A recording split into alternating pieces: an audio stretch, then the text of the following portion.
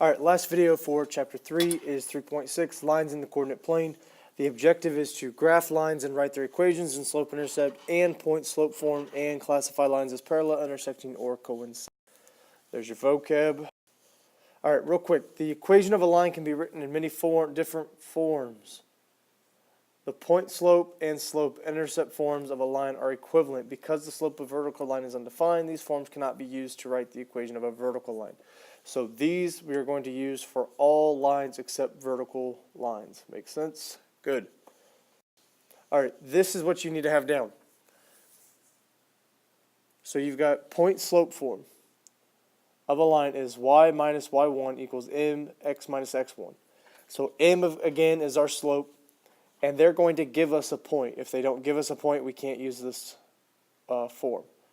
So they give us a point, and we just put this x1 in for here, the y1 in for here. This will always be x, and this will always be y. You don't put a point in for these two. So notice over here, they give you the slope to be 2. Where'd it go? Nope. All right, they give you the slope to be 2, so they put that in for the m spot. They wrote this wrong. This 4 should be here, and this 3 should be here, so it should be written as 4, 3. Don't look at this. Because this 4 is the x1, so it goes in the x1 spot. This 3 is the y2, or the y1, so it goes in the y1 spot. x1, y1, x, y. All right, slope-intercept form. You should be familiar with this from Algebra 1. Y equals mx plus b. M, again, they give you as the slope. B is where it crosses the graph on the y-axis, the vertical line. So m was 3, b was 6. They just put it into the equation. This, we will see how we can get from here to there in here in just a minute. But for right now, the equation, let's keep going. So the equation of a vertical line, which is your first buzzword. Vertical is your first buzzword. Whatever the vertical line is at, that's where it's crossing the x-axis. So you just set x equal to this. Any horizontal lines, they cross the graph at the y, or on the y-intercept, so you write y equals. This will be a horizontal line like this. This would be a vertical line like that. Again, you're going to get confused probably because this says x and you're going to think horizontal, but vertical lines are in x because that's where it crosses the x. Horizontal lines are in y because that's where it crosses the y. It's not vertical because the y-axis is vertical. All right, so example 1. Write the equation of each line in the given form. They want the line with slope 6 through 3, negative 4 in point-slope form. So first I'm going to write what point-slope form is. There it is. Now I'm just going to put in these points. So again, this is my m. This is my x1, y1. So I've got y minus negative 4 equals 6 x minus 3. All right, now I'm going to simplify this 4 because I don't want to minus a negative, so I'm going to go ahead and change this to, my final answer is y plus 4 equals 6 x minus 3. All right, example 2. Given the line through negative 1, 0 and 1, 2, write the slope of the line and write the equation of the line in slope-intercept form. So first of all, they don't give me my m. We have to figure that out. But they give us 2 points, so using the slope formula we can figure this out. Y2 minus y1 over x2 minus x1.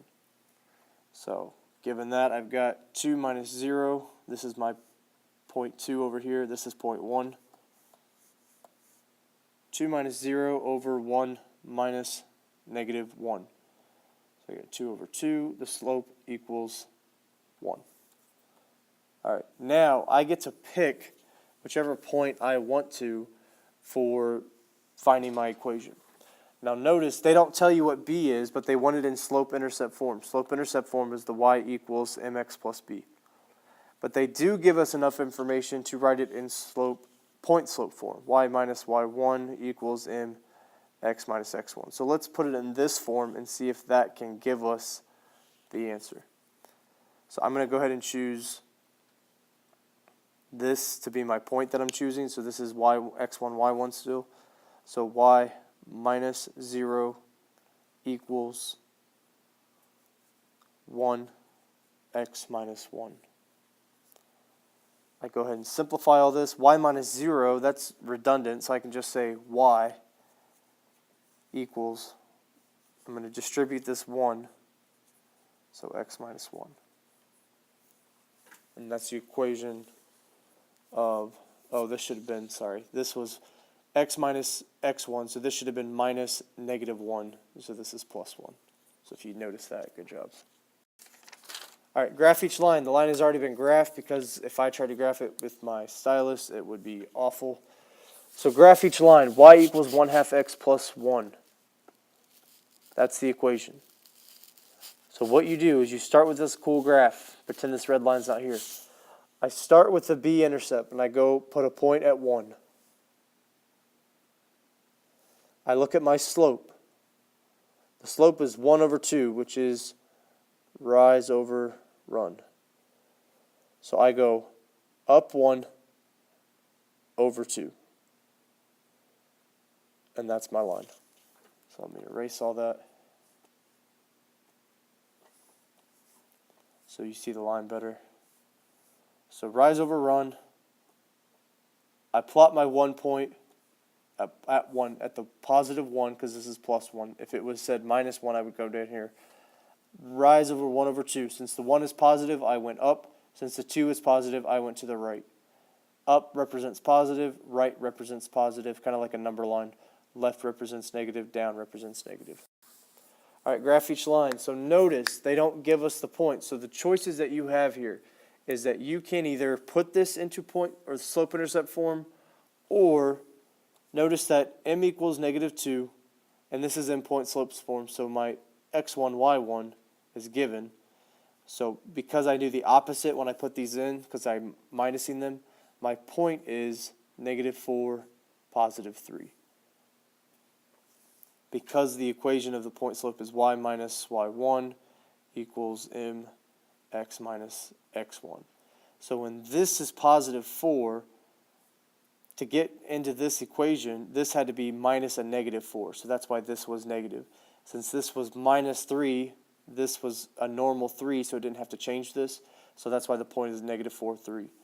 So now what I did is I went over here. I went to the point, -4, 3. I put a point here. And then my slope is -2, which is the same as -2 over 1. So I started here, and I went down 2 to the right 1. Down 2 to the right 1. Down 2 to the right 1.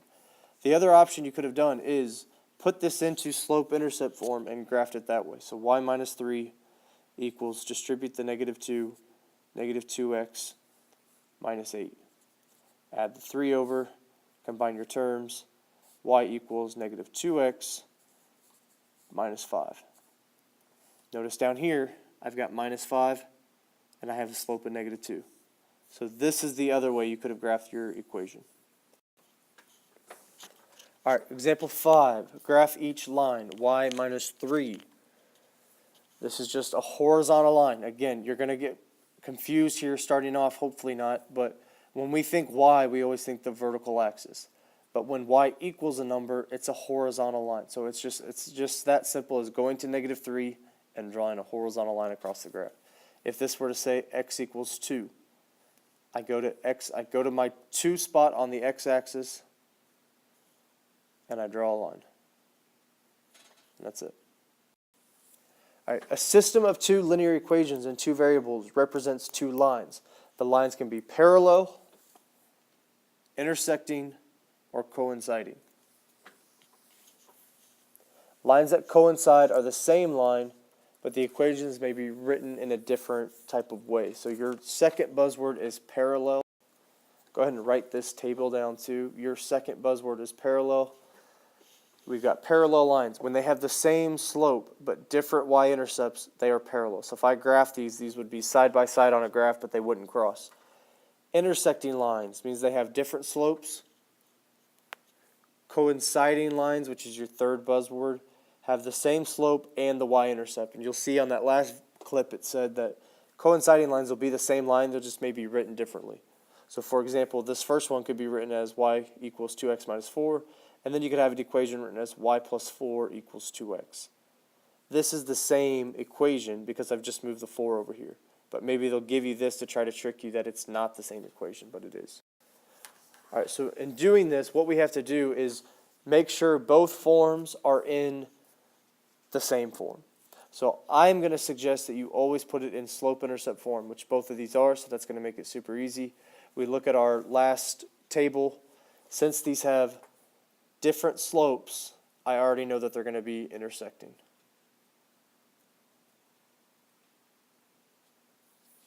Because this slope is 3 and this slope is -3, at some point on the graph there will be intersecting. All right, last example. Determine whether the lines are parallel, intersect, or coincide. So, again, make sure they're all in slope-intercept form. This one is not. To get this in slope-intercept form, I need to get rid of the 6 on this side, so I'm going to divide the 6 out, and I get the 6's go away. When you divide by the 6 over here, you have to take the 6 into everything. So what I'm going to do is break this up and read it as 6y over 6 equals negative 2x over 6 plus 12 over 6. And then start canceling things out. So this goes away. This reduces to 1 and 3. This reduces to 2 and 1. So let me rewrite this as y equals negative 1/3 x plus 2. So this is my equation for the second one. This is still my equation for the first one. But it includes the 5. All right, so now we look at the slopes. So it's negative 1/3 and negative 1/3. So they are either going to be parallel or coinciding. Now we look at the B. This is 5 and this is 2. Since they are not the same, they are not coinciding. So this line and this line are in fact parallel. And that is all.